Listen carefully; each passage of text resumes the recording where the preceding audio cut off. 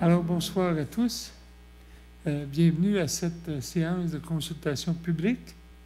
Alors, ce soir, nous avons 4 projets de règlement qui sont les projets, excusez, mais je vais lire qui sont les projets 2372 modifiant le règlement de zonage, 2369 modifiant le règlement de construction, 2370 modifiant le règlement sur les permis et certificats et 2371 modifiant le règlement sur les PIIA.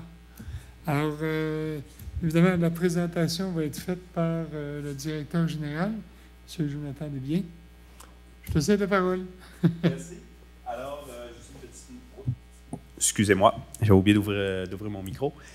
Donc, je fais aussi une petite note. On a aussi le règlement là, sur les ententes avec les promoteurs et les travaux municipaux qui vont faire l'objet d'une présentation distincte là, de celle-ci. Donc, comment ça va fonctionner? Au niveau des projets de règlement, on va faire la séance vraiment en 2 temps. Dans un premier temps, on va regarder toute l'intégration de la nouvelle loi sur le cannabis et les modifications de règlement qu'on a fait là, dans le courant de l'année. On sait que l'année passée, on a fait vraiment là, une grosse refonte de l'ensemble de notre réglementation. Et la réglementation, c'est quelque chose qui est en mouvance. Donc, on a toujours des petites corrections à faire là, à chaque année là, pour venir s'adapter là, à la réalité de la municipalité. Donc, ça va être dans un premier temps. Et par la suite, il va y avoir une période de questions. Donc, pour ce qui est de la période de questions, on inviterait les gens qui sont en direct sur Facebook à les poser au fur et à mesure, parce qu'on a quand même un petit délai là, au niveau du direct. Pour les gens qui sont dans la salle, quand on va avoir une période de questions, là, les gens vont pouvoir venir et on va prendre après ça les questions qu'on aura reçues sur Facebook dans le courant de la présentation.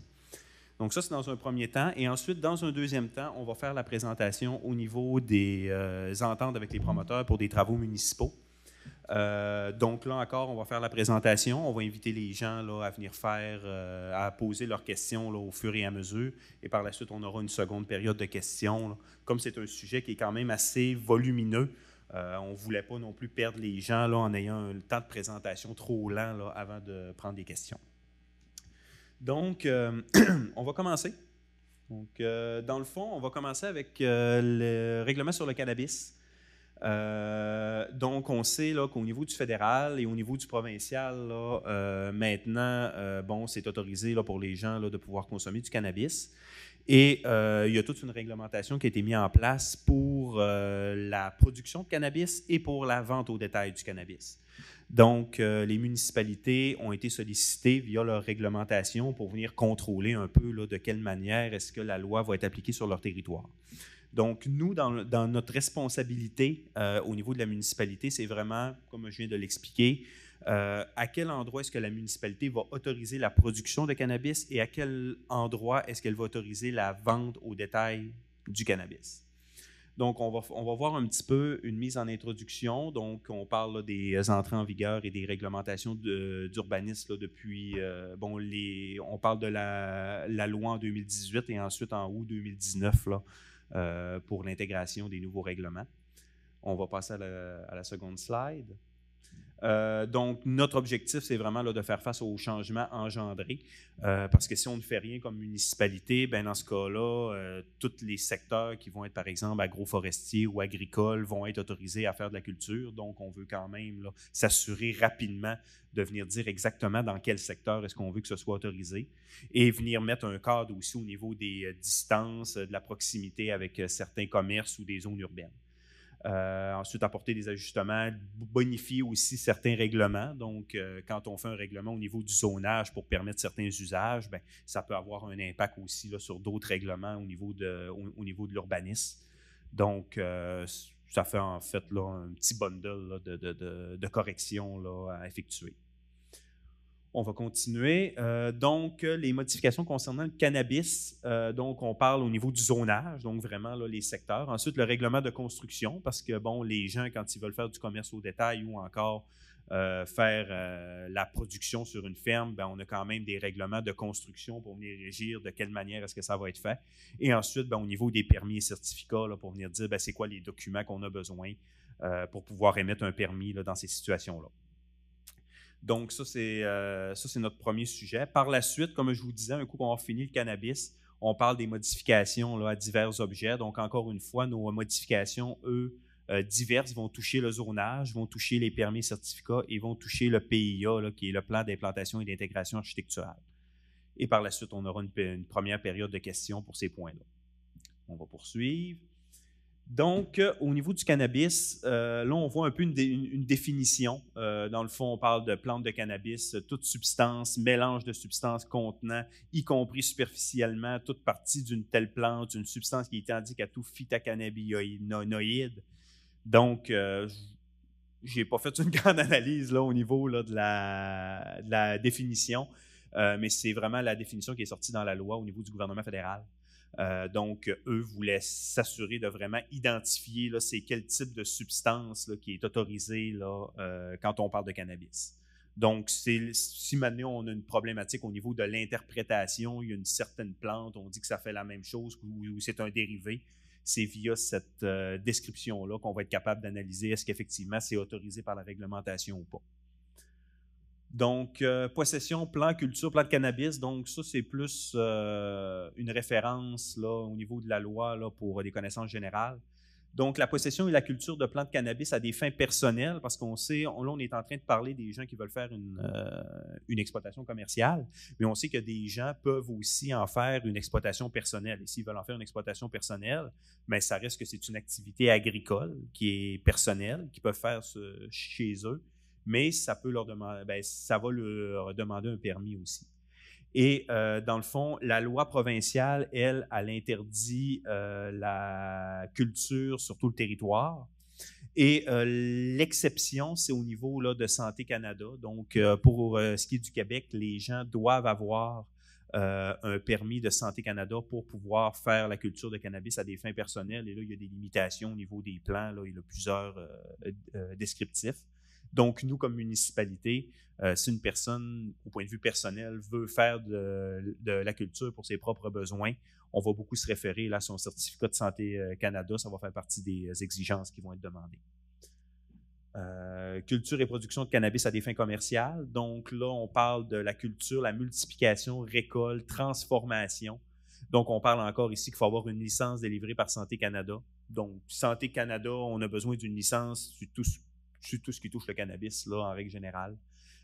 Donc, l'activité doit correspondre à la catégorie pour laquelle la licence a été délivrée. Donc, il y a différents niveaux là, de licence, là, de capacité de production. Donc, nous, on doit s'assurer que ça va respecter. Et ensuite, bien, une demande de permis là, doit être faite à la municipalité là, avec une copie de la licence là, pour faire l'analyse du dossier. Donc, de base, ce qu'on nous demande, bien, là, on va commencer au niveau là, de la production de cannabis. La production de cannabis, en règle générale, c'est disponible dans toutes les zones agroforestières et dans les zones agricoles.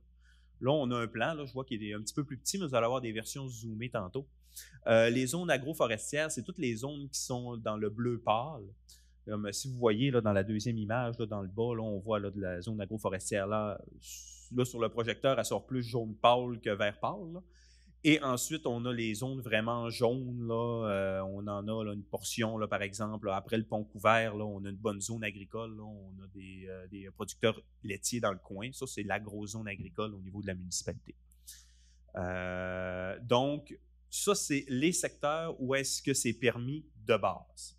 Donc, par la suite, ce qu'on va faire, on a eu des discussions là, avec le conseil municipal là, qui s'est penché sur la question et qui est venu restreindre certaines utilisations. Donc, si on va voir quelques slides plus loin, ça, on va la passer. On va avancer encore un peu. On avance encore. On avance encore. OK.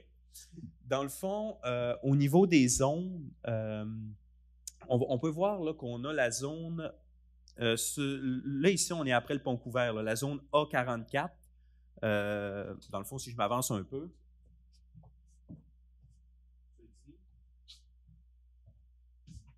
Donc ça, là, c'est notre zone agricole et la décision a été prise de ne pas permettre là, la production de cannabis dans cette zone-là. Et on a une zone aussi agroforestière A57 qu'on voit un petit peu plus loin. Ça a été refusé aussi relativement à ces zones-là. La raison principale, c'est que bon, c'est des secteurs qui sont quand même achalandés. Il y a des points de vue qui sont très intéressants. Et une notion aussi de paysage, de patrimoine visuel, là, on ne voulait pas là, avoir de culture de cannabis dans ce secteur-là. Par la suite, si on continue, là, on a une zone récréative et par la suite, là, ça, on n'en aura pas parce qu'on n'est pas dans l'agroforestier. Si on regarde ensuite dans le deuxième plan, là, on est plus au niveau du Mont-Édouard. Là, le PU35, c'est la prise d'eau sur la rue des Coteaux. Ensuite, vous avez tout le A49. Là. Donc ça, là, c'est vraiment, on suit la rue des Coteaux, puis on prend un peu là, le croisement Périgny-Dallaire là, vers le haut, puis on a une portion là, au niveau du lac Simon. Donc, dans ces secteurs-là, il a été refusé aussi, là, A49 et PU35, de faire de la culture de cannabis. La raison particulière, c'est que bon, on est dans un secteur montagneux. Il y a beaucoup de points de vue là, en direction du Mont-Édouard là, qui donnent sur le paysage. Donc, on ne voulait pas non plus là, avoir là, vue sur une production de cannabis. On va voir un petit peu plus loin. Les raisons particulières, quand on parle de patrimoine visuel, c'est qu'il y a beaucoup de règles au niveau de la culture du cannabis. Il faut que ce soit clôturé, il faut que ce soit délimité, il y a des zones de protection. Donc, tu sais, ça va ressembler à peu près à des mini-prisons, là, pour être sûr que personne n'ait accès et qu'il ait volé. Donc, visuellement, c'est pas très attrayant. On voulait s'assurer là, que ce soit dans des secteurs où est-ce que les gens n'auront pas d'accès visuel si jamais les productions viennent à avoir lieu. Donc, culture et production de cannabis à des fins commerciales et normes d'implantation. Donc, on voit que ça doit être à 30 mètres ou plus d'une voie publique. On parle ensuite à 300 mètres ou plus des limites du périmètre urbain principal ou du urbain secondaire. On parle ensuite à 300 mètres ou plus de toute habitation. Et on voit qu'on est quand même assez reculé. Là. Puis même s'il n'y a pas d'habitation, on est quand même à 30 mètres de la voie publique, puis on va demander quand même un écran, là, que ce soit des arbres ou autres, là, pour cacher la vue. Donc, tu sais, on devrait pas avoir d'impact là, auprès là, de notre population là, dans nos zones concentrées là, au niveau de la population. Ensuite, si on revient un petit peu, là, je pense qu'on parlait aussi de zones tampons. Là. On voit ici là, combiner une clôture, plantation d'arbres, il faut qu'ils soient aménagés pour justement, encore une fois, là, venir s'assurer là, de ne pas gâcher le paysage là, relativement aux activités. Si on poursuit, la vente de cannabis au détail, donc là, on vient de couvrir un peu tout ce qui est production. Maintenant, au niveau de la vente au cannabis au détail, ben, on sait qu'au niveau du Québec, c'est gouvernemental, donc c'est la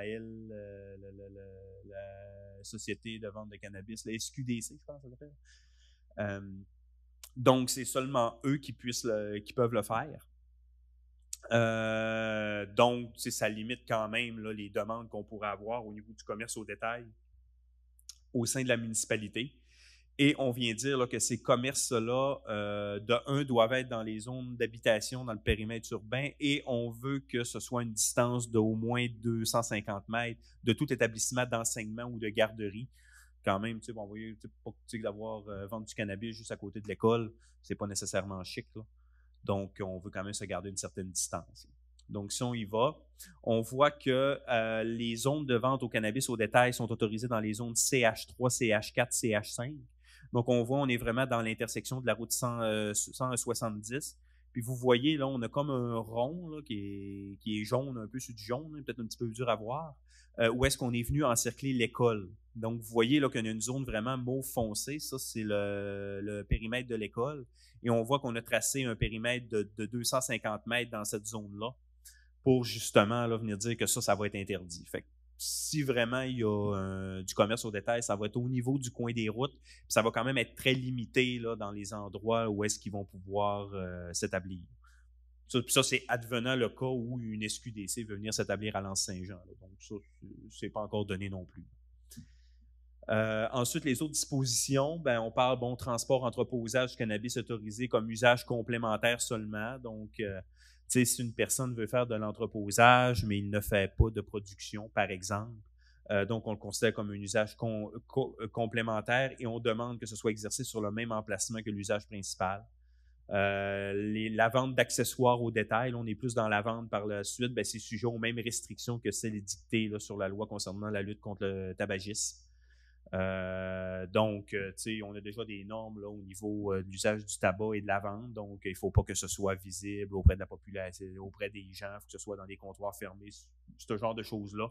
Donc, ça s'applique là dans la réglementation au niveau du cannabis. Par la suite, fumoir. On ne voit pas beaucoup de fumoirs. J'en ai pas vu beaucoup au Québec. J'en ai vu dans d'autres pays, notamment au Japon. Par contre, au Québec, on n'en voit pas beaucoup. Dans le fond, un fumoir, c'est simplement quand, par exemple, un local qui est aménagé où est-ce que les gens peuvent aller dans le local. C'est un local qui est fermé et les gens peuvent fumer dans cet endroit-là et le local est aéré, etc. Donc, on a quand même prévu la situation. Donc, on parle des habitations de 2 logements. Je ne passerai pas dans le détail là, parce qu'on n'en a pas, puis c'est pas une habitude au Québec là, d'aménager ces espaces-là. Mais si un commerce, par exemple, veut aménager un fumoir pour permettre aux gens de fumer à l'intérieur, ben là, on a quand même là, certaines dispositions là, pour pouvoir encadrer, s'assurer que ce soit bien fait, puis d'avoir une certaine uniformité là, dans ces fumoirs-là. Ensuite de ça, les demandes de permis, donc ça se fait auprès de la municipalité. On parle autant pour la production, la culture et la vente. Et encore une fois, là, on fait référence là, à la licence délivrée par Santé Canada, donc qui fait partie des documents obligatoires là, pour avoir un permis. Voilà, donc ça fait déjà le tour au niveau du cannabis. Donc, vous voyez un petit peu dans le fond que nous, notre rôle, c'était vraiment de venir dire, au niveau de la construction, on a vu là, les marges, les 30 mètres d'une voie publique, les 300 mètres. Après ça, au niveau du zonage, dans quel espace spécifiquement est-ce que ça va être autorisé? Donc, on a vraiment regardé, je vous dirais, là, l'ensemble de la carte avec le conseil pour éviter là, que ce soit vu comme un inconvénient ou un irritant là, auprès de la population. Donc, on pense là, qu'avec ce qu'on a établi là, si des gens décident à un moment donné de venir faire de la culture de cannabis, encore une fois, ça ne devrait pas être un irritant. Par la suite, dans un deuxième sujet, pour la première partie de la présentation, j'en ai parlé un petit peu en introduction. En août 2019, on a fait une grosse refonte de l'ensemble des règlements pour venir s'arrimer avec les nouveaux plans d'urbanisme de la MRC. Ça a été un travail qui a quand même été colossal, là, qui a duré plusieurs années. Donc, ça a fait quand même un bon ménage sur l'ensemble de la réglementation. Et c'est sûr que quand on fait des gros ménages comme ça, après ça, durant l'année, on commence à appliquer notre règlement. Puis des fois, il y a certains irritants qui peuvent se produire là, au sein de la population parce qu'avant, on pouvait faire telle chose. Maintenant, on ne peut plus le faire. Et ce qu'on a fait durant l'année, c'est qu'on a tout relevé ces irritants-là et on les a amenés là, au niveau du conseil là, pour discussion et regarder, y a-t-il des éléments là, qu'on pourrait peut-être alléger pour venir faciliter ou ramener des fois une certaine inéquité quand des fois, il y a 2 traitements différents dans un même secteur, mais on n'est pas capable nécessairement de l'expliquer ou de le justifier convenablement, donc on le ramène à l'ancien traitement. On va commencer avec, là on parle du plan d'implantation et d'intégration architecturale, le PIA. Dans le secteur AF77, ça c'est juste au début de Périgny. Donc, on a le chemin des Boisés, là, on a des cool-box, là, donc c'est un secteur qui a été aménagé à cet endroit-là. Le conseil avait comme volonté que ce soit un secteur vraiment pour des mini-maisons, donc un secteur vraiment particulier et aménagé pour ces raisons-là. Mais on n'avait pas encore intégré cette volonté-là au PIA. Donc, c'est ce qu'on a fait. Donc dorénavant, dans ce secteur-là, c'est vraiment juste des mini-maisons qui vont pouvoir être installées. Puis, on essaye d'aller garder une certaine harmonie là, avec ce qu'on a déjà en place. Si on va voir à l'autre slide, je pense qu'on a certaines informations. Non, OK, je pense qu'on va y revenir un peu plus loin là, par rapport à ce point-là. Mais dans le fond, on va chercher un style qui est plus cubique, des toits, des pentes quand même pas trop prononcées pour garder une certaine harmonie. Puis en même temps, même si c'est des mini-maisons, on voit qu'actuellement, on a déjà une cool box, qu'elle, c'est une unité. On en a une autre qui est 4 unités, puis les dimensions sont quand même semblables. Et on va quand même avoir un souci au niveau des dimensions là, pour ne pas avoir, par exemple, une unité de 12 logements qui est massive, un autre terrain à côté où est-ce qu'on a seulement une unité. À un moment donné, au point de vue de l'harmonie, ça aurait l'air un peu fou. Donc, c'est un outil qui va nous permettre vraiment là, de contrôler là, puis d'avoir une cohérence au niveau des différentes habitations. Par la suite, on a un règlement au niveau là, des résidences de tourisme, il y a eu quelques modifications qui ont été faites et ça touchait principalement le secteur du Mont-Édouard. On sait que dans notre développement des 65 terrains, il y a quand même beaucoup de personnes qui se bâtissent des résidences secondaires dans ce secteur-là et ils en font de la location là, pour des résidences de tourisme. Et il y a eu certains maximums là, qui avaient été changés là, au niveau du nombre de logements autorisés pour pouvoir être reconnus comme résidence de tourisme. Et ça avait principalement affecté là, le secteur du Mont-Édouard parce que on parlait du périmètre urbain secondaire et notre périmètre urbain secondaire, c'est vraiment là, le secteur de la station. Ce qui faisait en sorte que les dernières personnes qui s'étaient construites une habitation dans le coin du Mont-Édouard, il y en avait certains qui voulaient faire de la location de résidence de tourisme, ils voulaient louer là, leur condo, mais là, ils ne pouvaient plus le faire parce qu'on avait fait un petit changement. Fait que là, on avait comme 80% des gens qui étaient là qui pouvaient le faire parce qu'ils étaient sur l'ancienne réglementation. Puis là, on avait les dernières personnes qui se sont bâties, qu'elles autres ne pouvaient plus le faire parce qu'on avait fait un changement. Comme on était dans le même secteur puis qu'on sentait que 80% des gens qui ont des droits acquis puis qui l'utilisent, on trouvait que ça faisait un peu fou, là, puis que ça faisait une certaine inéquité là, auprès de la population. Donc, on a ramené là, aux anciennes règles là, pour ce qui est du périmètre urbain secondaire du Mont-Édouard pour que les gens aient toutes les mêmes règles et qu'on n'ait pas de disparité de traitement entre les personnes. Ensuite de ça, on va aller voir un bâtiment complémentaire sur le périmètre urbain, la moins restrictive des deux, oui. Ça, c'est un règlement, ça touchait principalement les garages. Donc, dans la nouvelle réglementation, il y avait une superficie maximale de garage de 60 mètres carrés. Quand dans notre ancienne réglementation, on se basait davantage sur les dimensions de l'habitation, puis on ne voulait pas que le bâtiment secondaire soit plus gros que la résidence principale. Ça a créé quand même beaucoup d'irritants. On s'est comparé avec d'autres municipalités, là, et les autres municipalités ont aussi d'autres critères. Là. Ils n'ont pas seulement un 60 mètres carrés. Donc, ce qu'on a fait, c'est qu'on est venu... Dans le fond, si j'essaie de le vulgariser, c'est que le maximum, c'est 60 mètres carrés, mais on peut dépasser le maximum si la résidence a une superficie plus importante ou encore elle est plus élevée. À partir de ce moment-là, le garage pourrait être autorisé à avoir une superficie supérieure à 60 mètres carrés, mais il ne pourra jamais dépasser autant en hauteur qu'en superficie le bâtiment principal. Donc, dans le fond, ce que je viens de vous dire avec le bâtiment principal, c'était ce qu'on avait dans l'ancienne réglementation. L'esprit de cet article-là, c'est que ce qu'on ne veut pas, c'est qu'on ne veut pas avoir des petites maisons et des gros garages. On ne veut pas avoir une petite maison et un gros garage qui fait le double de la maison parce que ça a l'air fou. Fait que ce qu'on fait, c'est qu'on vient quand même se rajouter une limite au niveau de la résidence principale. Puis ce qu'on vient dire, si la résidence principale est pas mal plus massive, on va autoriser là, un garage là, avec des superficies plus importantes. Ensuite, on parle des roulottes de villégiature à des fins d'habitation temporaire. Pour vous expliquer un petit peu, c'est que on sait que on a beaucoup de VR là, au niveau de la municipalité, puis parfois, il peut y avoir des VR, par exemple, une personne qui veut venir passer l'été à l'Anse-Saint-Jean, il y a un de ses amis là, qui a une résidence, il va dire, gars, moi, je vais venir me stationner dans ta cour, je vais venir passer l'été, puis je vais me plugger sur tes installations septiques. Ça, premièrement, ça fait l'objet d'un permis. On va le voir un petit peu plus loin là, dans les permis certificats. Là, on a haussé là, les coûts là, pour ce type de permis-là. Et par la suite, on est venu limiter aussi, dans certaines zones, la possibilité de pouvoir le faire. Dans le fond, on a exclu toutes les zones CH et les zones habitation. Les zones CH, les autres habitations, je vous dirais là, que c'est le début de la rue des Coteaux. Puis ensuite, on suit la rue Saint-Jean-Baptiste là, jusqu'au quai. Ça, c'est pas mal toutes nos zones là, CH et habitation. Donc, on ne veut pas là, de roulottes stationnées là, spécifiquement dans ce secteur-là, parce que c'est un secteur qui a beaucoup d'achalandage touristique, il y a beaucoup de gens qui se promènent, on ne veut pas voir un paquet de roulottes cordées dans des cours. Au niveau des autres secteurs, par la suite, c'est autorisé, mais cependant, il faut que les gens viennent demander un permis. On va le voir plus loin, là, le coût du permis a été augmenté à un montant de 1 000 $ pour la saison. Donc, parce qu'en même temps, on veut pas, on veut quand même... Comment je pourrais dire, on a des terrains de camping, il y a des installations qui sont prévues au sein de la municipalité pour pouvoir accueillir ces véhicules-là. Donc, on veut quand même encourager les gens à aller sur les terrains de camping et ne pas aller s'établir là, chez les gens. Puis si une personne veut vraiment le faire, mais ça va quand même lui coûter 1 000 $. On pense que c'est quand même dissuasif. Puis si ça se produit, ça ne sera pas généralisé. Par la suite, on avait dans la zone V26, la zone V26, c'est juste avant d'arriver au Mont-Édouard, là, on l'appelle la zone Valence. Donc, on avait des promoteurs dans le secteur et les habitations de 6 logements ou plus dans la nouvelle réglementation avaient tombé. Donc, je pense qu'on était limité à 3 logements maintenant dans cette zone-là.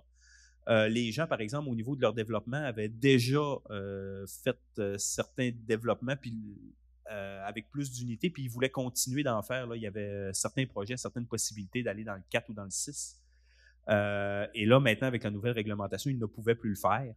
Actuellement, quand on regarde au niveau du secteur, là, on a quand même là, plusieurs bâtisses qui ont été construites par les années passées, là, qu'on allait dépasser le 3 logements.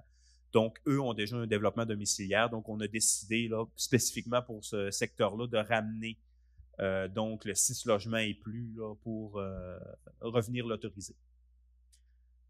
Par la suite, on a les permis certificats. Comme je vous parlais tout à l'heure, pour les permis certificats, là, on a vraiment là, les roulottes de villégiature, ce que je parlais tout à l'heure, là, les roulottes qui se pluguent là, sur les installations sanitaires des résidences. Donc maintenant, là, le prix d'un permis est ramené à 1 000 $. Par la suite, au niveau du plan d'implantation et d'intégration architecturale, bien là, encore une fois, on revient là, à la zone AF77 là, qui était pour les mini-maisons là, avec les cool box.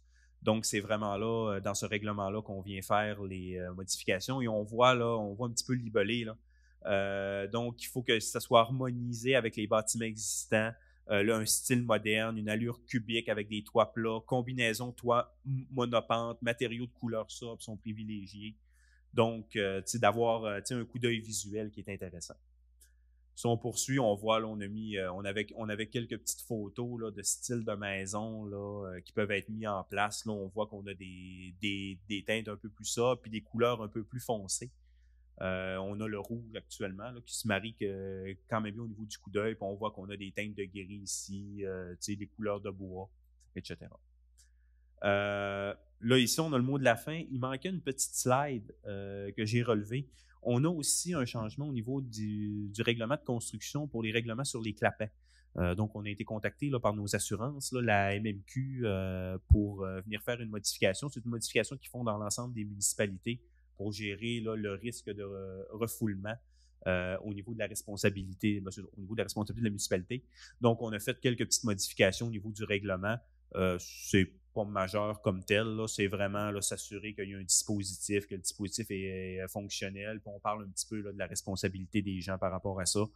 Je vous dirais que la majorité du temps, là, maintenant, avec les nouvelles résidences, là, c'est déjà inclus là, au niveau des entrepreneurs là, quand ils font des projets. Mais c'est simplement que nous, ben, ça nous protège parce que comme c'est dans notre réglementation, si ça n'a pas été respecté, ben, la municipalité est protégée relativement à ça.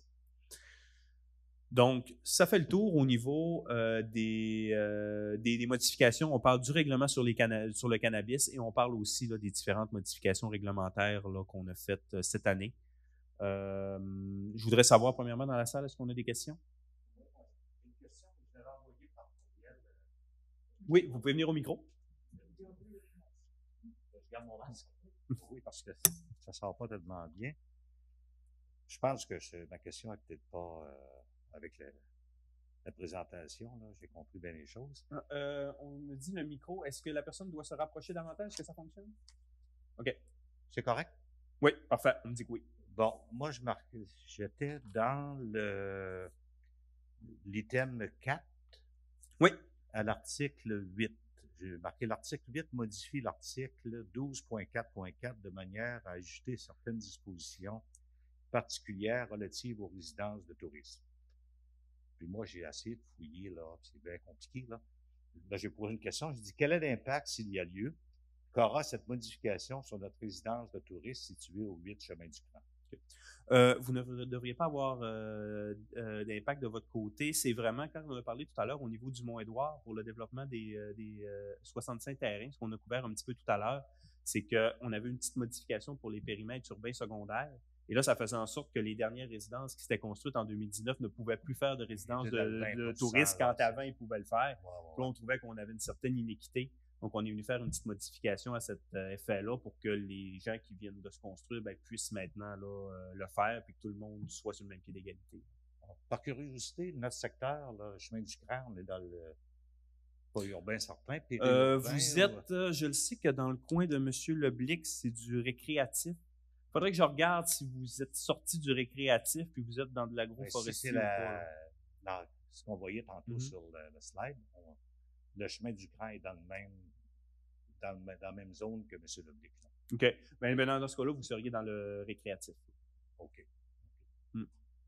Bon, c'est bien, merci. Parfait. Puis, tu sais, de toute façon, il faut considérer que quand on fait des modifications réglementaires, si vous utilisiez votre résidence pour une résidence de tourisme, vous avez un droit acquis. Donc, tant que vous ne changez pas l'usage de votre résidence, même si on change la réglementation, vous avez quand même un droit acquis parce que vous respectiez la réglementation à l'époque où vous avez fait votre usage. Oui, je comprends. Non, on n'a pas de questions? D'accord. Donc, on va passer dans un deuxième temps au règlement 2367, donc les ententes relatives à des travaux municipaux. C'est un règlement qu'on a décidé de mettre en place et qu'on a travaillé, là, je vous dirais, beaucoup ce printemps et cet été, pour venir, je vous dirais, encadrer davantage tout ce qu'on parle de projets domiciliaires et notamment toutes les infrastructures publiques qui sont faites dans ces projets domiciliaires-là. Quand un promoteur fait un projet, souvent, il va faire une rue, il va peut-être vouloir se connecter au réseau d'aqueduc, etc. Donc, il y a certaines infrastructures publiques qui sont effectuées. Et les promoteurs, par la suite, c'est ceux qui sont toujours intéressés à vouloir céder, que ce soit leur chemin ou leur infrastructure à la municipalité parce qu'ils ne veulent pas assumer l'entretien annuel de ces infrastructures-là. Donc, nous, on avait un règlement, mais le règlement manquait un peu là, de précision sur certains aspects. Et on voulait avoir quelque chose pour davantage encadrer là, je vous dirais, là, tous les projets futurs afin de s'assurer que quand on va vouloir nous céder des infrastructures publiques, que les infrastructures soient conformes, puis aussi diminuer là, les irritants là, auprès de la population qui, par exemple, vont aller se construire sur un chemin privé, puis vont avoir des problématiques. Par exemple, là, le camion de déneigement ne peut pas se rendre parce que la pente est trop prononcée, donc il se retrouve à payer davantage d'assurance au niveau de l'incendie. Ou encore, on a des limitations où est-ce que là, le service de collecte de vidange là, ne peut pas se rendre au porte-à-porte. Ce genre de choses-là qui créent des irritants, puis la population vient nous voir pour voir quelles solutions on peut mettre en place. Mais comme c'est un chemin privé, on a souvent là, de la difficulté à pouvoir le faire. Donc, ça va nous permettre, là, dorénavant, dans le futur, de prévoir ces éléments-là et de s'assurer que tout va être en norme pour pouvoir maximiser là, le service aux citoyens.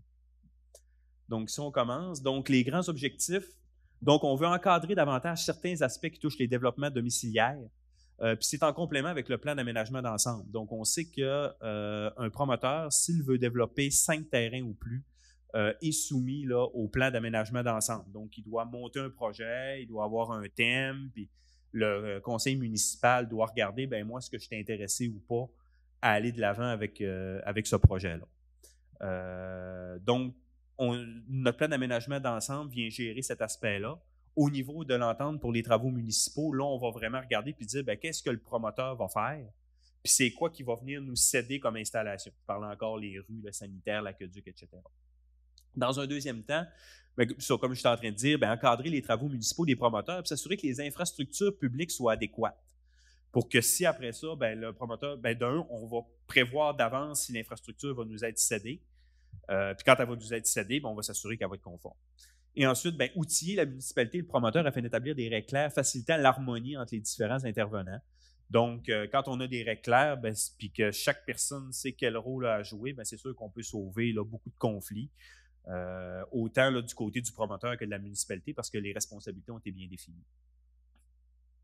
Donc, les différents thèmes qu'on va voir au niveau de la présentation du règlement, le préambule, le champ d'application, ensuite les demandes initiales du promoteur, les analyses, plan de vie, acceptation finale, la mise en place d'une entente avec le promoteur, les éléments particuliers aux ententes, les garanties de réalisation, délivrance des permis, autorisation municipale, la surveillance conformité des travaux et infractions et défauts. Je vous dirais que dans l'ordre qu'on l'a mis, c'est pas mal l'ordre dans le temps là, que les différentes étapes vont être appelées à se faire. Donc, préambule et champ d'application. Donc, là, on a ici quelques petites définitions. L'entrepreneur, c'est la personne qui fait les travaux. Le promoteur, c'est la personne qui va proposer un projet de lotissement ou de construction à la municipalité. Donc, ça, c'est lui qui veut faire le projet. Un titulaire, ça, on fait la différence un peu entre les deux. Le titulaire, c'est un promoteur, mais c'est le promoteur qui a un mandat ou qui a la propriété du terrain dans lequel les opérations vont être visées au niveau du développement. Donc, il faut que le titulaire il est propriétaire du terrain. Parce qu'on peut, par exemple, avoir des situations où est-ce que moi, j'ai un lot, j'aimerais ça faire un développement, mais je n'ai pas les reins assez solides pour pouvoir le faire.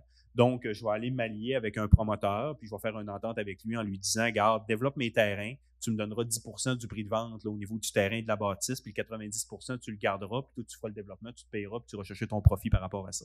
Donc là, dans cette situation-là, on aura un titulaire et un promoteur qui pourraient être deux personnes différentes.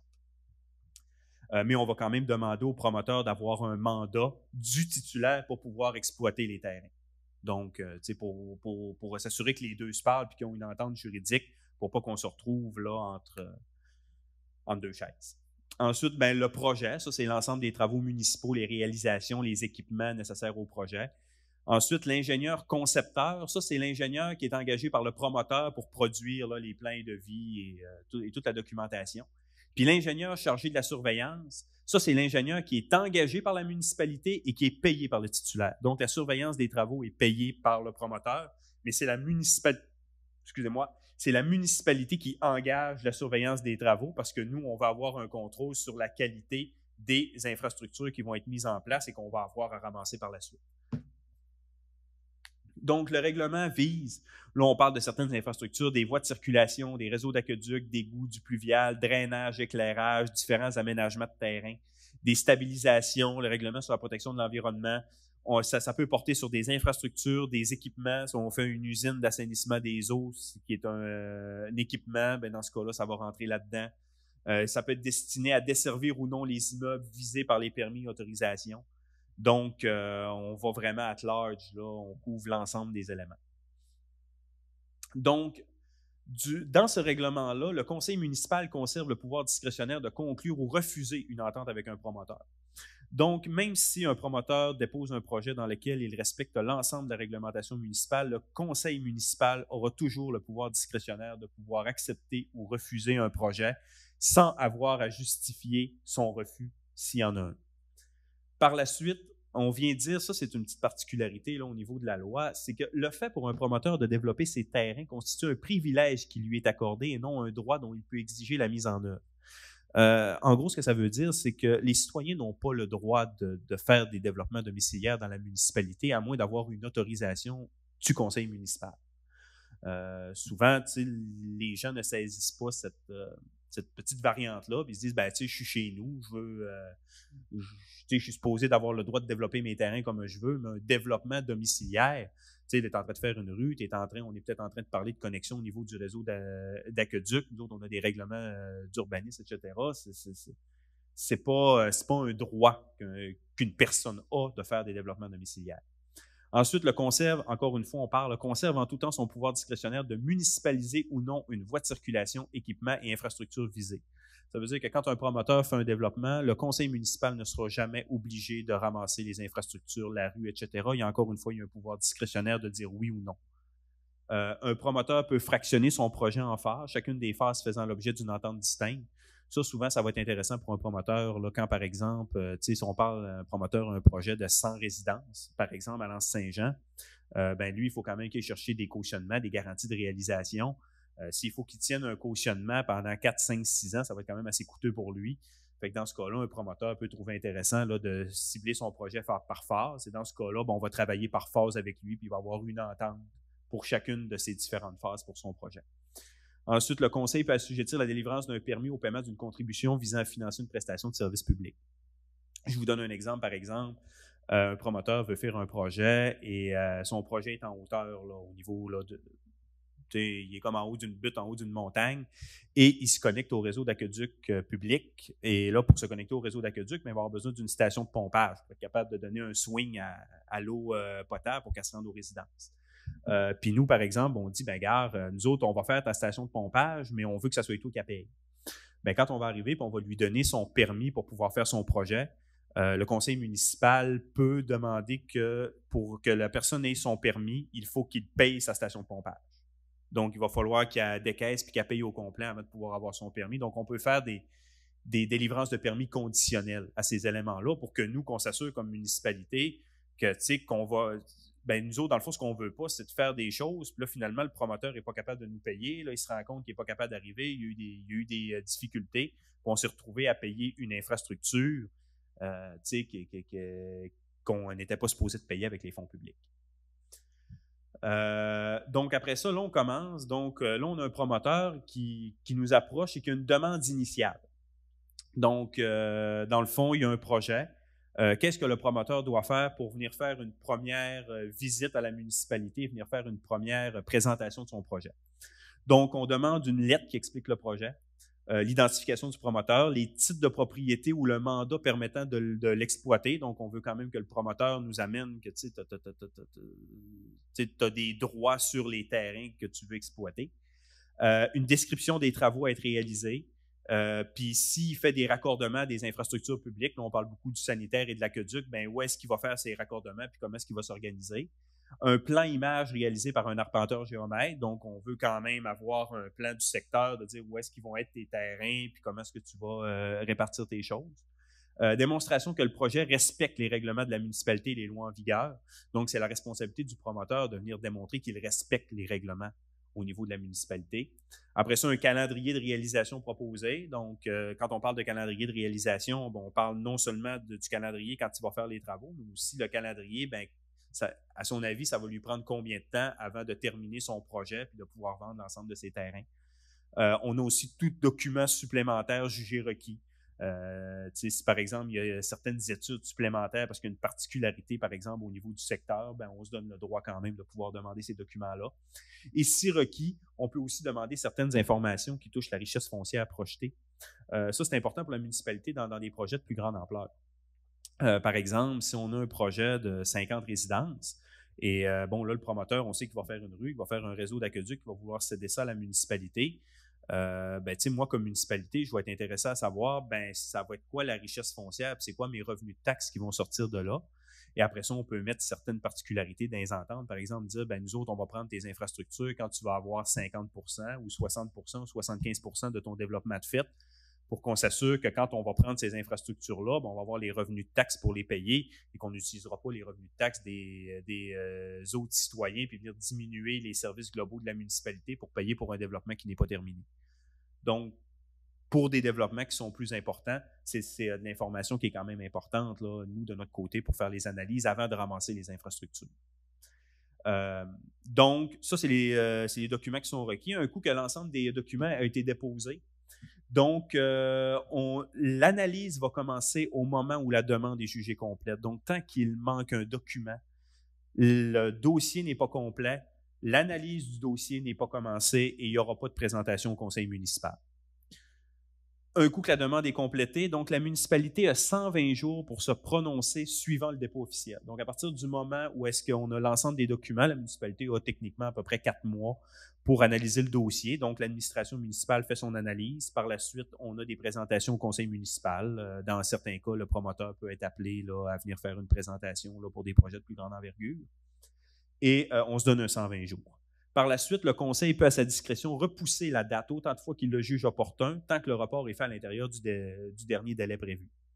Donc, à l'intérieur du 120 jours, le conseil municipal, par exemple, il y a plusieurs particularités, il y a plusieurs questions, il y a des incertitudes. On se dit, il faudrait peut-être consulter les secteurs environnants, la population, etc. Donc, dans ce contexte-là, le conseil, tant qu'il est dans sa zone de 120 jours, peut repousser la date. S'il repousse la date, il rajoute un 90 jours additionnel, puis que ça nous reporte, par exemple, à 7 mois.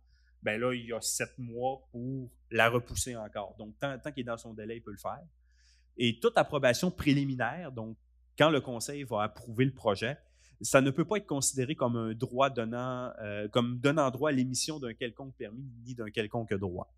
Donc, ça, on est vraiment dans l'analyse de la demande initiale. Donc, même si le conseil arrive et dit « Oui, on est d'accord avec ton projet, puis on approuve la demande initiale », ça ne veut pas dire que le conseil municipal va aller de l'avant avec le projet. Ça ne veut pas dire, ce n'est pas une garantie comme quoi le projet va se faire et que la personne va avoir ses permis relativement à tout ça. Il y a une autre étape qui est une approbation finale qui doit être passée. Il y a une entente avec les promoteurs qu'on va voir plus loin.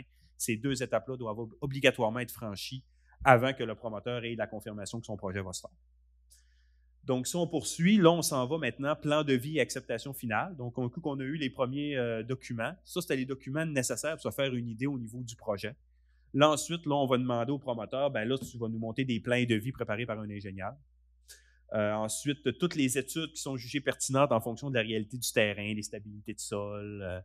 On a aussi là, les études environnementales. Si on est dans une zone, je ne sais pas moi, on a une portion qui est en zone inondable, 100 ans. Il y a peut-être des particularités aussi là, qu'on peut demander à cet effet-là. Après ça, on va demander une estimation préliminaire du coût de tous les travaux à être réalisés, le dépôt des confirmations pour toutes les ententes de services publics, l'électricité, la téléphonie, câble, distribution, autres. Et la municipalité se réserve encore une fois le droit d'exiger des modifications ou des corrections afin de correspondre aux attentes exprimées. Donc, si la municipalité, lors de l'approbation initiale, dit, bon, ben nous autres, on veut que, je sais pas moi, la rue passe dans telle affaire ou on veut pas qu'il y ait plus de lotissement que tant et que là, le promoteur, finalement, n'a pas respecté certains désirs, la municipalité peut demander là, des corrections aux frais du promoteur. Donc, un coup que là, tous ces éléments-là sont donnés, donc le conseil va autoriser la réalisation du projet. Donc là, à partir de ce moment-là, là, on a vraiment une autorisation qui est plus solide. Donc, on accepte les plans qui couvrent tous les travaux à être réalisés. Et à partir de ce moment-là, les plans vont devenir la propriété de la municipalité à toute fin que de droit. Donc, tous les plans de vie que le promoteur a payé, qui est venu mettre en place, devient la propriété de la municipalité. Pourquoi? On va le voir un petit peu plus loin parce que nous, on demande par la suite d'avoir des garanties d'exécution et de cautionnement. Ce qu'on veut éviter, c'est qu'un promoteur, par exemple, fasse faillite dans le milieu de son projet puis qu'il n'est pas capable de le terminer. Et si nous autres, on utilise une garantie d'exécution pour venir terminer le projet, ben on veut être propriétaire des plans de vie. Si on n'est pas propriétaire des plans de vie, on ne sera pas capable de terminer le projet, le promoteur va vouloir nous le vendre, puis là, on est dans une situation qui est un peu embarrassante. Mais en temps normal, si le promoteur réalise son projet en fonction des plans qui ont été déposés, ça ne devrait pas être un irritant pour un promoteur là, que les reins solides et qui est sérieux dans sa démarche. Ensuite, ben, on va autoriser la signature d'un protocole d'entente avec le promoteur. Donc, on va faire un protocole d'entente où est-ce que là, qu'on va vraiment venir préciser quand est-ce que les immobilisations vont être cédées, c'est quoi les particularités, par exemple, au niveau du secteur, qui va payer quoi si, par exemple, on a une notion de partage de coûts qui est négociée. Donc, toutes ces particularités-là vont passer dans un protocole d'entente. Donc, tous les coûts sont à la charge du promoteur. Les travaux ne peuvent débuter avant la signature d'une entente et remise des garanties financières. Puis je vous dirais que s'il n'y a pas de signature d'entente, il n'y a pas d'émission de permis qu'on va voir aussi plus loin. C'est vraiment là, à partir de la signature de l'entente que là, il peut y avoir une émission de permis, un début de réalisation de travaux. Et la municipalité a l'entière discrétion lors de la rédaction du protocole d'assumer une part des coûts. Pourquoi est-ce qu'on vient dire qu'on ne veut pas assumer de coûts relativement au promoteur pour ses plans de vie? Ben, c'est tout simplement que si un projet, finalement, ne se fait pas ou ne se réalise pas, la municipalité ne veut pas, là, de base, devoir assumer des coûts pour un projet qui ne se fera pas. Si le projet se fait, par la suite, dans une négociation, si le promoteur, par exemple, on va faire certaines infrastructures, ça va profiter à d'autres. On va voir tantôt, on a des notions de surdimensionnement. Dans une négociation, la municipalité peut, à sa discrétion, accepter dans le protocole de revenir en arrière et de pouvoir absorber une portion des plans de vie. Mais de base, nous n'absorbons pas et c'est ça qui est déterminé au niveau du règlement. Ensuite, là, on est rendu à la mise en place d'une entente avec le promoteur. Donc, les documents requis, on va demander un mandat ou une procuration, c'est une personne physique, ou une résolution de la société, les statuts constitutifs, c'est une personne morale.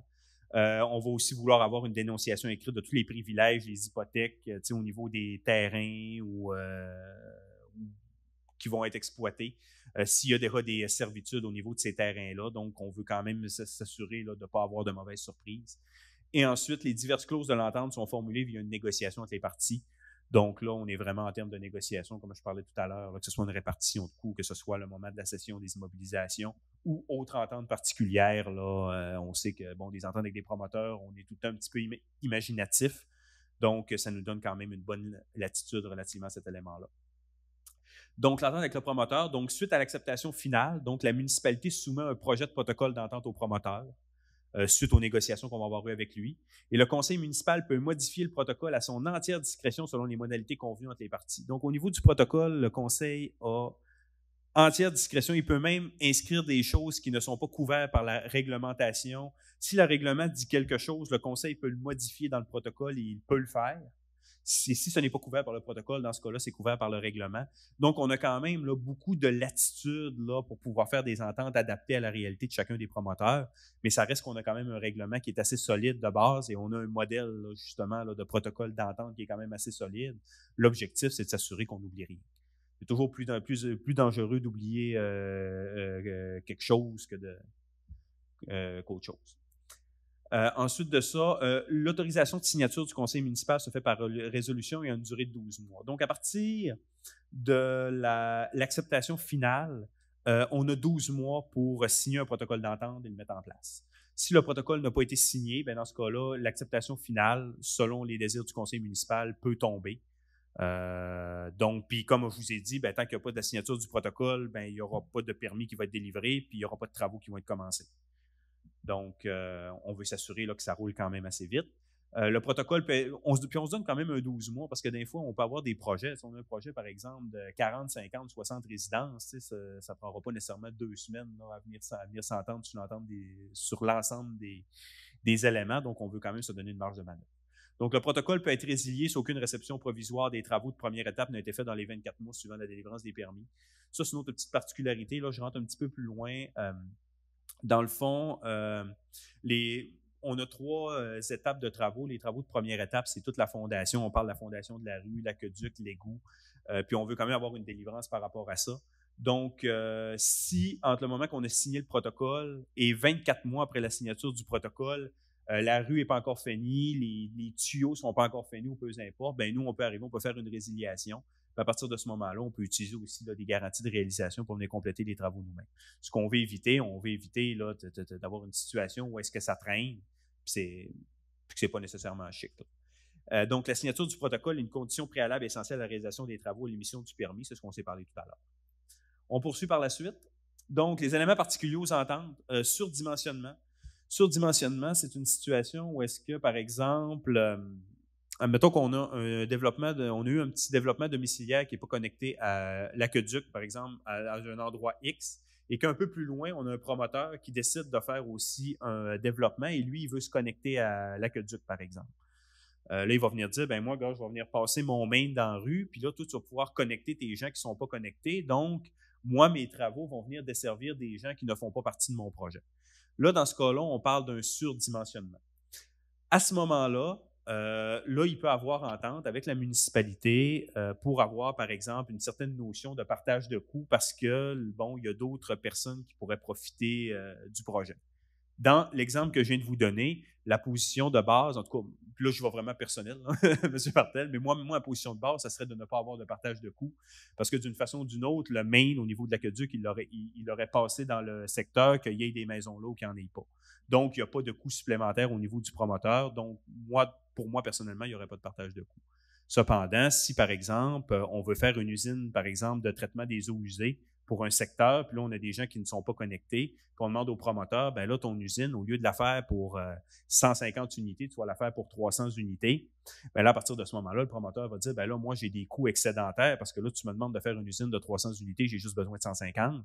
Donc là, oui, à ce moment-là, on a davantage d'ouverture là, pour faire des ententes particulières. Mais encore une fois, le surdimensionnement, si cet article ne doit pas être interprété comme interdisant au promoteur de prendre à sa charge l'ensemble des travaux. Donc, c'est pas parce qu'on a un article qui parle de surdimensionnement et de partage de coûts que nécessairement la municipalité est obligée de faire des partages de coûts. Ça va au niveau de l'ensemble des négociations et de l'ensemble des particularités des projets. Donc, on se donne quand même une attitude par rapport à ça. Ensuite, d'autres éléments particuliers aux ententes, on a les financements des travaux par la municipalité. Donc, si on a certains coûts là, qu'on décide d'assumer, de quelle manière est-ce qu'on peut les assumer? Donc, on a nos 4 outils, là, fonds de roulement, fonds réservés, taxes spéciales et règlements d'emprunt. Dans le fond, si je vous donne les 2 premiers, ça, on parle de coûts qui sont quand même très faibles.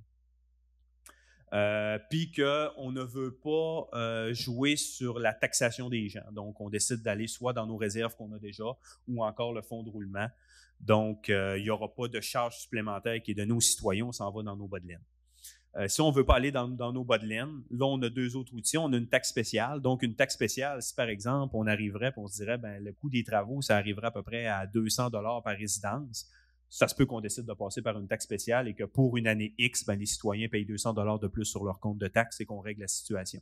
Si par contre, le coût des travaux tombe à 100 000 $ et qu'on tombe à un coût de 6 000 $ par résidence, là, on n'ira pas avec une taxe spéciale. Parce qu'une taxe spéciale, c'est dans une année spécifique. Donc, on va y aller par règlement d'emprunt, puis on va étaler le coût là, sur 10, 15, 20 ans pour la durée des travaux. Ensuite, on tombe dans les garanties de réalisation. Là, on ne passera pas un cours juridique là-dedans, là, mais ça, les garanties de réalisation, c'est simplement pour s'assurer que si le promoteur n'est pas capable de remplir ses obligations, nous, comme municipalité, on peut l'obliger à le faire, on peut finir les travaux pour lui puis lui charger, et le promoteur doit s'assurer d'avoir des assurances qui vont être capables de payer l'ensemble des travaux. Encore une fois, ce qu'on ne veut pas, il peut arriver divers imprévus, puis ce n'est pas nécessairement que le promoteur ait de mauvaise foi, mais des fois, il peut arriver une situation où est-ce que, il est pris pour faire faillite ou il se retrouve en problème de liquidité, ne peut pas continuer son projet. Nous, on a quand même des outils pour ne pas avoir dans la municipalité des maisons bâties à moitié. Ensuite, assurance responsabilité, c'est encore la même chose. Là, donc, on demande à la municipalité soit co-assurée et on tient la municipalité indemne de toute responsabilité qui peuvent découler de l'exécution des travaux. Donc, nous, notre rôle, c'est de venir surveiller les travaux. On n'est pas responsable des travaux. Donc, c'est la personne qui a eu le permis qui est responsable de ces travaux. Donc, c'est à lui à s'assurer là, c'est ça. Donc, on nous assure indemne parce qu'on n'a pas la responsabilité de tout ça. Délivrance des permis d'autorisation municipale. Encore une fois, on vient dire là, que les permis, ça peut être délivré pour le projet ou par phase pour revenir aider un petit peu là, le promoteur. Et ensuite, là, c'est le directeur des travaux publics, inspecteur municipal qui procède à l'analyse des dossiers. Encore une fois, ça doit faire 4, 5 ou 6 fois que je cogne sur le clou. Aucun permis n'est délivré. Un permis n'est délivré qu'une fois le projet approuvé par le conseil municipal et l'entente avec le promoteur conclue et signée. Donc, encore une fois, tant que l'entente n'est pas conclue et signée, il n'y aura pas de travaux, il n'y aura pas de permis d'émis. Surveillance et conformité des travaux. Donc, là, ce qu'on venait de dire un petit peu, la municipalité conserve le contrôle exclusif de la surveillance. Donc, on veut s'assurer là, que la rue va respecter nos critères parce que, un coup que les citoyens vont commencer à aller vivre dans le secteur, encore une fois, on veut que le camion d'incendie soit capable de passer, on veut que la déneigeuse soit capable de passer, puis le camion de vidange aussi. La municipalité devra, pour des travaux de première, deuxième et troisième étape, recevoir un certificat de réception provisoire. Je vous fais ça très rapidement. Là. Des travaux de première étape, on parle de la fondation de la route, l'aqueduc, l'égout, tout ce qui touche un peu là, le sous-sol, la fondation, puis l'aménagement du terrain, la stabilisation. Les travaux de deuxième étape, là, on parle de l'asphaltage de la rue, les poteaux, la signalisation, l'aménagement esthétique. Puis les travaux de troisième étape, là, c'est vraiment là, les derniers petits détails. On parle de marquage de chaussée, là, puis vraiment des éléments vraiment mineurs par rapport à tout ça. Ensuite, ce qu'on vient dire, avant l'acceptation provisoire des travaux puis l'acceptation finale, on met un délai de 12 mois. Donc, ce qu'on veut s'assurer, c'est d'avoir une période de gel puis de dégel. Si le promoteur a fait une rue, on aimerait ça qu'on passe au moins un hiver parce que, oui, on a vu les plans puis le drainage a l'air adéquat, mais si on arrive après ça au printemps puis que la rue a fait ça, on veut quand même avoir un moyen de venir dire au promoteur, gars, il y a une problématique, il faut que tu viennes faire tes corrections. Donc, l'acceptation finale des travaux ne signifie pas automatiquement le transfert des infrastructures à la municipalité. Donc, un coup que la rue est terminée, puis qu'on l'accepte, puis qu'on juge qu'elle est conforme, ça ne signifie pas qu'on en devient propriétaire. Ça, encore une fois, c'est vraiment, on peut avoir une clause qui nous dire, on va devenir propriétaire quand tu vas avoir 60-75% de ton développement de compléter pour s'assurer qu'on va avoir les revenus de taxes suffisants pour venir procéder à l'entretien. Je vous dirais que le seul élément qu'on va prendre lorsque les travaux vont être terminés, c'est tout ce qui touche l'aqueduc et le sanitaire, parce qu'on a besoin d'avoir quand même des cartes de compétences. Et là, on ne voudrait pas là, que le promoteur, lui, il n'a probablement pas le personnel en place pour venir faire l'entretien de ce type d'infrastructure-là. Donc, pour ce qui est de l'aqueduc et de l'égout, on fait l'entretien, mais on ne devient pas propriétaire de l'infrastructure. Donc, ça signifie que nous autres, on l'entretient, mais s'il y a des tuyaux qui pètent ou il y a des problèmes, c'est au promoteur à les réparer, c'est pas à nous. Et ensuite, on s'est aussi mis une petite clause. S'il y a 5 ans qui s'écoulent entre l'acceptation finale et la cession des infrastructures, on peut redemander un rapport de conformité. On sait qu'il y a des lois qui changent. Donc, si le promoteur nous dit, moi, je vais être à 60% dans 2 ans pour les ventes de mes terrains, mais que finalement, ça traîne, puis se ramasse à 7, 8, 9 ans. Puis par exemple, c'est après 7 ans qu'il est rendu à son 60% puis qui est pour nous les céder. Là, ça fait 7 ans entre le moment qu'on a accepté les travaux puis le moment où est-ce qu'il va nous céder. on a dépassé notre délai de 5 ans, on peut lui redemander un rapport de conformité. Et s'il y a des choses à corriger, c'est aux frais du promoteur de venir faire les corrections avant de céder son immobilisation. Et si le protocole vient dire que ça doit être cédé, le promoteur devra faire les travaux. Le promoteur ne pourra pas dire, ben là, finalement, je décide de te le céder, je vais le garder, puis je te le donne. Puis parce que je ne veux pas faire ces travaux-là. Il va être dans l'obligation de le faire. Puis il va avoir les garanties en conséquence. Ensuite, dans un dernier temps, on a les infractions et les défauts. Donc, on parle d'une personne morale, là, parce qu'on s'entend que la majorité du temps, là, les développements domiciliaires, c'est des personnes morales. Donc, on parle de 2 000 $ pour une première offense et 4 000 $ pour toute récidive. C'est la moitié pour une personne physique. Une personne physique, c'est 1 000 $ première offense et 2 000 $ une récidive.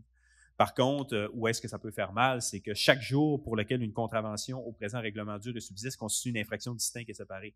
Donc, ça signifie si, par exemple, la garantie de réalisation du promoteur a été échue, il a oublié de la renouveler, puis pendant 7 jours, il a fonctionné sans garantie de réalisation et que c'est sa première offense, bien, dans ce cas-là, bien, ça va être 2 000 $ par jour fois 7, il peut avoir une amende qui peut avoir un maximum de 14 000 $, 28 000 $ s'il y en est à sa seconde offense. Donc, c'est davantage au niveau là, des journées là, que les infractions font mal. Donc, en termes de conclusion, si on revient un peu au niveau du contexte de ce règlement-là, c'est que suite à la croissance surtout de la municipalité au cours des 10-15 dernières années, on sait qu'on a beaucoup de développement domiciliaire, on a beaucoup de demandes. Il était devenu nécessaire là, d'actualiser le règlement pour se doter d'outils à jour en fonction des nouveaux pouvoirs donnés aux municipalités. On sait qu'on a eu là, des nouvelles lois qui ont passé, qui ont donné plus de pouvoir aux municipalités là, au cours des 3 dernières années. Donc, on prend en compte là, ces nouveaux pouvoirs-là qu'on peut maintenant utiliser là, pour nous donner, comme vous voyez, l'ensemble de la latitude au niveau du conseil municipal. On voit que le conseil municipal a beaucoup de pouvoirs discrétionnaires, que ce soit au niveau de son protocole, etc. Donc, on a beaucoup de flexibilité, mais en même temps, on se retrouve avec un règlement puis avec un protocole qui va nous permettre d'avoir des outils puis d'être solide et d'avoir des recours si jamais des problématiques viennent à survenir. Donc, tel que spécifié en introduction, ça nous permet de clarifier les règles pour la municipalité et le promoteur, puis ainsi d'avoir une meilleure harmonie dans nos relations. Puis on s'assure aussi d'avoir une meilleure gestion du risque pour la municipalité, puis conséquemment une meilleure gestion des fonds publics. Donc, nous, on s'assure que ce qu'on va payer, ça va être vraiment défini, puis on va savoir, autrement dit, on va investir les fonds publics pour les bonnes choses. Et on ne sera pas appelé à faire des corrections, par exemple, qu'un promoteur n'a pas voulu faire par négligence ou parce qu'il n'y a plus les fonds nécessaires. Donc, c'est ça. Donc, ça permet de protéger les fonds publics. Et je crois qu'après ça, c'est terminé. Excellent. Donc, c'est la présentation de ce nouveau règlement-là. C'est quand même un gros règlement. Là. C'est pour ça que je voulais quand même prendre le temps de faire une présentation à part. Ça va avoir un impact, je vous dirais, là, dans le futur pour les promoteurs. Ça peut paraître gros, mais quand on prend un pas de recul, on considère que c'est quand même raisonnable. On a quand même 2 étapes. On veut que le promoteur dépose ses premiers projets pour que le conseil se fasse une idée et par la suite tomber au niveau des plans et devis pour quand même minimiser ses coûts. Que si un projet n'a pas d'allure, ben, le promoteur n'aura pas quand même là, dépensé là, des sommes astronomiques. Par la suite, puis après ça, ben là, on a après ça les plans et devis, puis après ça, on a le protocole d'entente. Puis on pense là, que un promoteur qui est sérieux, puis qui a les reins pour pouvoir faire un développement, ne devrait pas avoir de problème là, avec l'ensemble des clauses. Puis on constate que ça s'applique quand même de façon assez facile, autant à un développement de 5-10 terrains qu'à un développement de 60, 75, 80 terrains. Donc, est-ce qu'on avait des questions au niveau de la salle, au niveau de ce règlement-là ou encore au niveau de Facebook?